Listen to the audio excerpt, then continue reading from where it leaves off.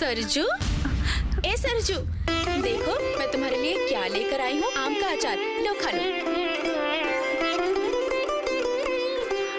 तुम्हें क्या हुआ है बताओ तो? मायके से आने के बाद एकदम चुपचाप सी हो गई हो। बताओ ना, मुझे भी नहीं बताओगी? मुझसे भी छुपाओगी? नहीं नहीं दीदी, कुछ छुपा नहीं रही हूँ। छुपाने का क्या है बताइए ना। अरे ये क्या है? इस समय अचार क्यों खा रही हो? तुम्हारी लालच बहुत ज्यादा है, समझ गई? बच्चा भी लालची बनेगा, पता है ना ये बात? तुम्हें उधर कोई ढूंढ रहा है छोटी बहू, जाके देखो कौन बुला रहा है, जाओ।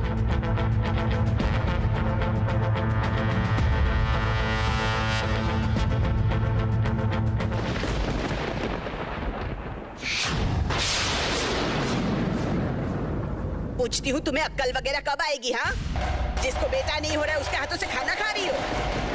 अगर उसमें कुछ मिला दिया तो? पहला बेटा तो नष्ट हो गया था, इस बार भी कुछ खाया तो नहीं?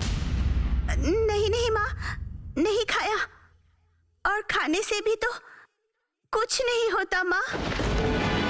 कुछ नहीं होता ये बात तुम कैसे कह सकती हो? छोटी बहू कभी नहीं चाहेगी तुम्हें बेटा हो। वो मुझे एक नजर नहीं भाती। मुंह मीठा है लेकिन अंदर से बहुत ज्यादा चालाक है। छोटी दीदी कभी मेरा नुकसान नहीं कर सकती माँ। वो आप जो भी कहें, छोटी दीदी का दिल तो बहुत साफ है। नहीं तो मेरा बेटा हो इसलिए काली घाट में जाने के लिए नहीं कहती। आप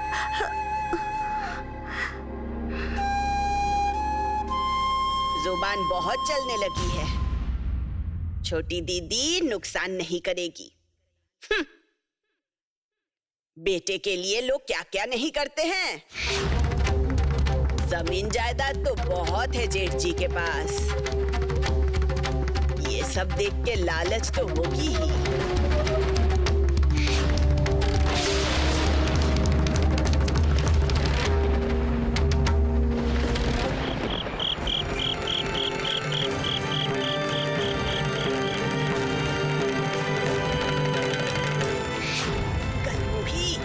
दिनों के बाद एक बेटे का जन्म दिया, वो भी मरा हुआ। क्या पाप किया था? क्या पाप किया था? क्या पाप किया था? बता बता, क्या पाप किया था? क्या पाप किया था? क्या पाप किया था? बता।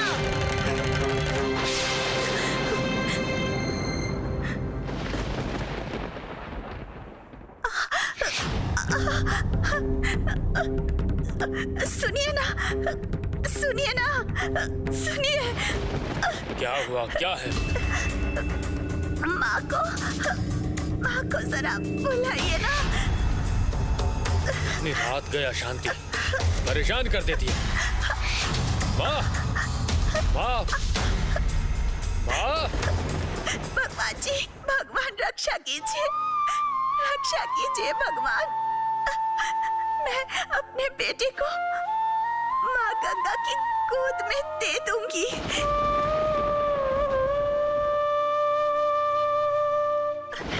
दर्द हो रहा है, बहुत दर्द हो रहा है, सहन नहीं हो रहा है।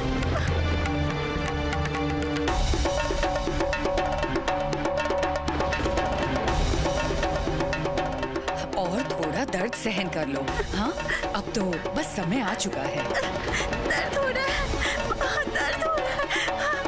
हे भगवान।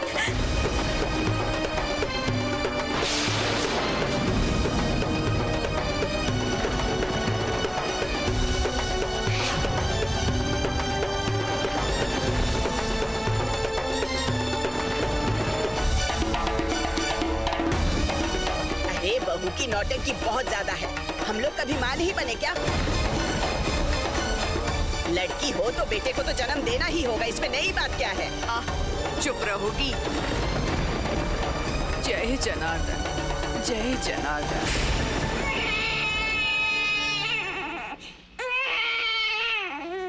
बेटा हुआ है मालकिन, बेटा हुआ है।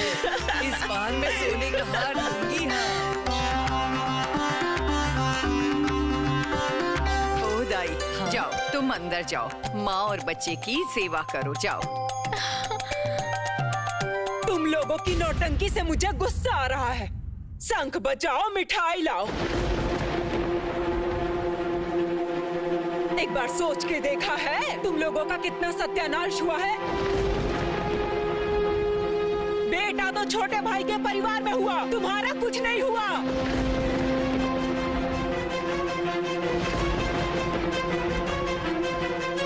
छोटी, इस समय कोई ऐसी बातें करता है? देखिए बड़ी दीदी, साफ बात करने में मुझे तकलीफ नहीं होती। ये जो प्रीतराम की इतनी जमीन जायदाद है, ये सारी संपत्ति किसकी है बताइए? ऐसी बहू लाई है जैसे सौभाग्य उछल रहा है। मैं तो कहती हूँ सौभाग्य की कोई निशानी नहीं दिखती इसमें। ऐसी बहू का रहना न रहना बराबर। छोटी, जो बहू एक बेटा नहीं दे सकती, वो बहू किस काम की?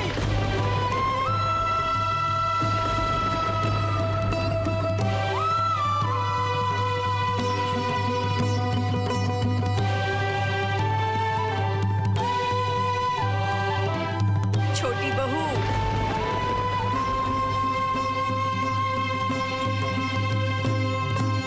क्या हुआ? बहुत मजा आ रहा है ना? तुम बहुत बदमाश हो गई हो। बिल्कुल नींद नहीं है, नींद नहीं है आंखों में। क्या हुआ है? देखो देखो देखो देखो, बताओ तो मैं तुम्हारा कौन हूँ? कौन? पिताजी। अब तुम अपने पिताजी की गोद में हो। आप मुझे त्याग दीजिए, मुझे निकाल दीजिए इस घर से, निकाल दीजिए मुझे। मतलब क्या हुआ है रानी? नहीं, जो बेटा नहीं दे सकती है उसके लिए आप समझौता क्यों करेंगे? क्यों करेंगे समझौता? इस वंश को आगे बढ़ाने के लिए बेटे की जरूरत है, लेकिन मैं तो आपको नहीं दे पाई ना बेटा। तो फिर आप मेरे साथ क्यों रहेंगे? क्यों रहेंगे बताइए मुझे। त्याग कर दीजिए मेरा, मैं तो आपको बेटा नहीं दे सकी। रानी शांत हो जाओ, शांत हो जाओ। लो बेटे को लो, झूले पर सुला दो। उसके बाद मैं तुम्हारी सारी बात सुनूंगा। पकड़ो।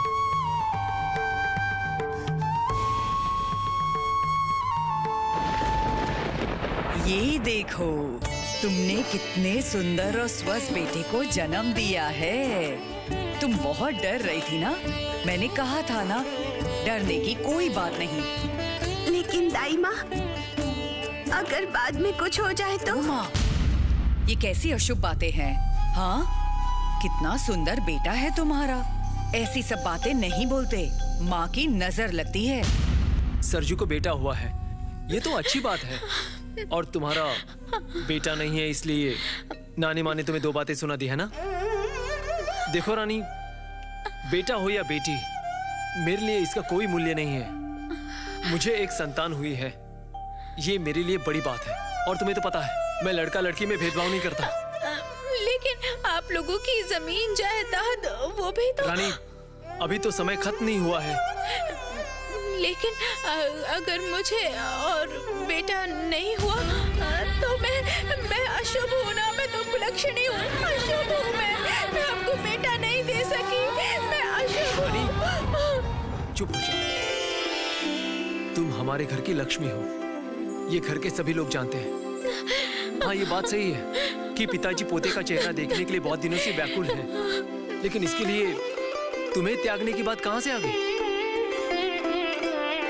बेटा नहीं होने से पत्नी को त्यागना होगा, क्या तुम मुझे ऐसा पति समझती हो?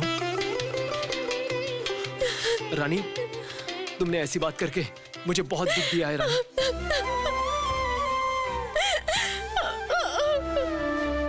रो मत रानी, रो मत, शांत हो जाओ। क्यों सबकी बातों पर ध्यान देती हो तुम? मेरे बारे में एक बार भी नहीं सोचा? सिर्फ स्वार्थी की तरह मुझे त्यागने की बात कर रही थी। सारा जीवन मैं तुम्हारे साथ ही रहूंगा, तुम्हारे सिवा मैं जीवित नहीं रहूंगा रानी, जीवित नहीं रहूंगा।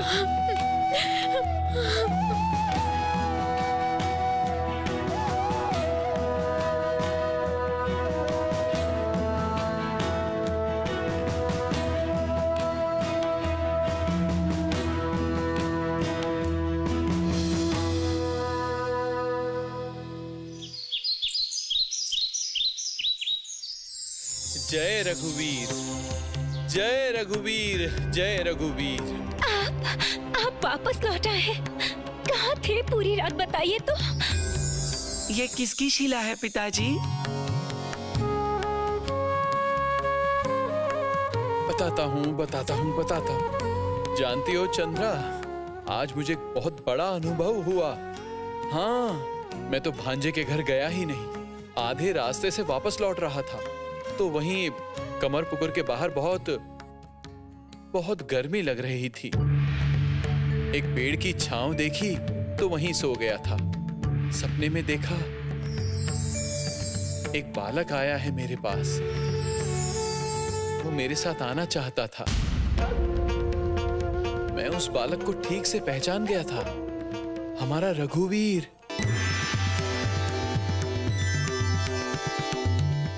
नींद खुल गई। उसके बाद आगे जाकर एक विषैले सांप को देखा। मुझे देखकर वो सांप हट गया और मुझे मेरी रघुवीर शीला मिल गई।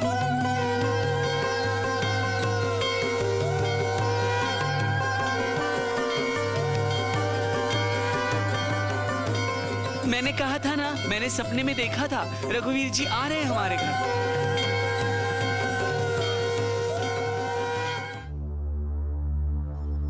ले तो आए हैं, लेकिन इनको भोग कैसे चढ़ाऊंगी? उसकी व्यवस्था रघुवीर जी खुद ही कर लेंगे। देखना, अब हमें कोई तकलीफ नहीं होगी। मैं अभी आया, मैं सबको खबर पहुंचा के आता हूँ। राम, राम, राम!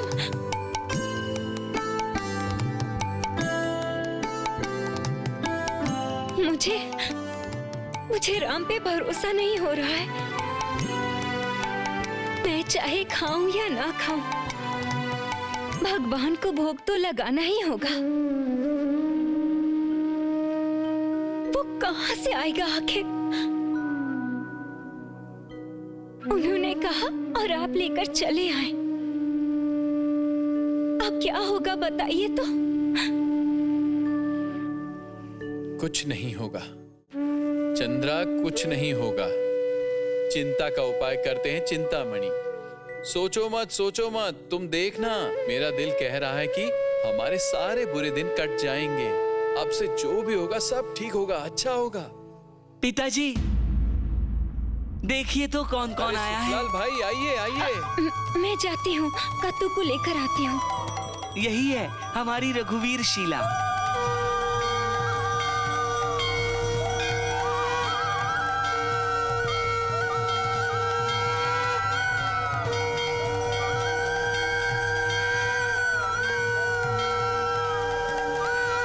भाई चटर्जी, जब तुम्हें इतना बड़ा सौभाग्य मिला है, मुझे लगता है रघुवीर की कृपा से तुम्हारे जीवन में फिर से सब मंगल होगा।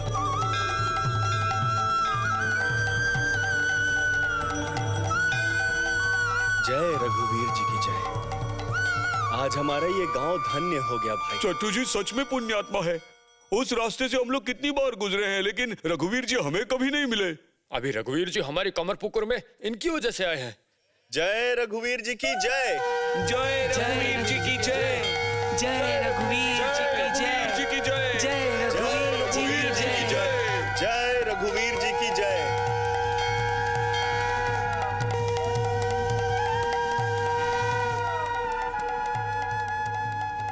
मेरा कष्ट तो दूर नहीं किया। पता है, मुझे यहाँ ठीक से खाना भी नहीं मिलता है।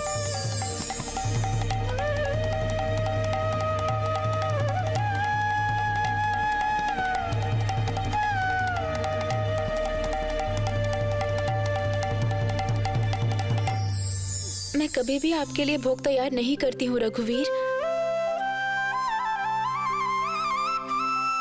लेकिन आज अचानक मेरी इच्छा हुई कि आपको भोग अर्पण करूं। सरजू को बेटा हुआ है ना, उसकी इच्छा पूरी हुई है। इससे ज्यादा खुशी की बात और क्या हो सकती है। आप सिर्फ एक काम कीजिएगा रघुवीर, ससुर जी के मन की आशंका कम कर दीजिए। बेटा होना या ना होना क्या मेरे हाथ में है, बोलिए।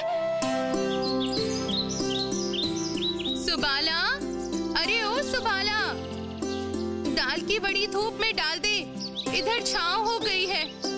और सुन, अचार भी डाल दे। ये क्या? आप इस समय ऐसे कमरे में बैठे हैं, क्या हुआ है? तबीयत वगैरह ठीक तो है ना आपकी? मेरी तबीयत ठीक है माया। तुम छोटी बहू से कहना कि उसके नाती के भोजन का कार्यक्रम धूमधाम से मनाया जाएगा। इस घर के नौकर नौकरानी और शरणार्थियों के लिए नए कपड़ों के दान की व्यवस्था करवा रहा हूँ। तुम हिसाब करके बताना कितना लगेगा, मैं उसी हिसाब से व्यवस्था करवा दूंगा। काली के परिवार का नाती और मेरे परिवार का नाती एक ही तो है।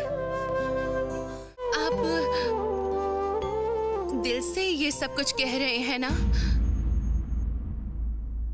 माया, मुझे गलत मत समझना माया, मैं सच में दिल से खुश हुआ हूँ। किसी के घर में संतान का आना तो हमेशा खुशी की बात है। असल में क्या पता है माया, मैं एक विषय को लेकर जरा चिंतित हूँ, इसीलिए तुम्हें मुझे देखकर लग रहा होगा कि मैं खुश नहीं हूँ। क्या हुआ है? क्यों चिंता कर रहे हैं? मुझे बताइए ना क्या हुआ है। माया, इस जान बाजार के महल के चारों तरफ एक बार देखो, गोरे लोगों का आवाज बढ़ रहा है।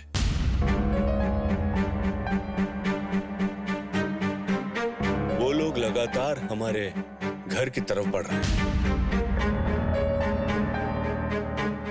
अगर तुम घर की छत पर जाकर एक बार गंगा जी की तरफ मुंह करके खड़ी हो तो तुम्हें दिखेगा बाईं तरफ उस कब्र खाने के पास जो बड़ा रास्ता निकला है, उसके दोनों तरफ गोरों ने घर बना लिया है।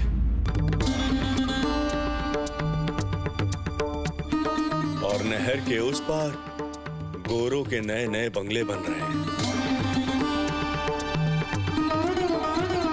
लाड भवन और दक्षिण पश्चिम दिशा में गोरों ने नए किले बनाए हैं। इसके अलावा पता है माया, हमारी जमीन में जितने तालाब है ना, वहां से गोरे सिपाही पानी ले रहे हैं।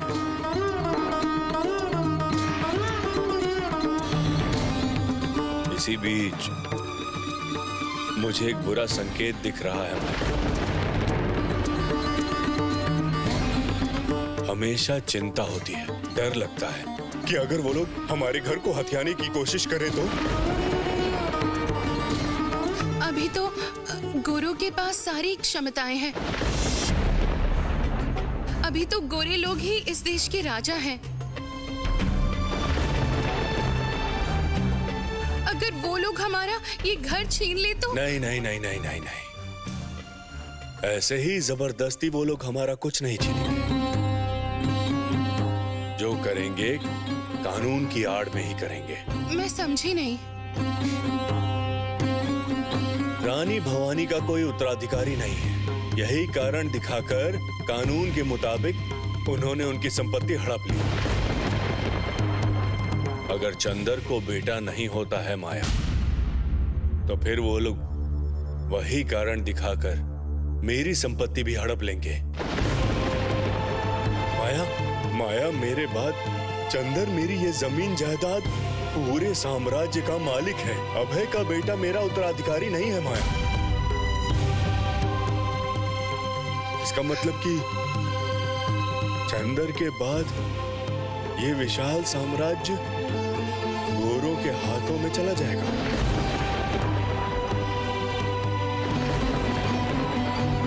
माया, इसी चिंता में मैं हमेशा पागल होता जा रहा हूँ, तुम विश्वास करो। सुनिए, आप इस तरह से बिल्कुल चिंता मत कीजिएगा। जनार्दन जी की जो इच्छा है वही तो होगा, है ना?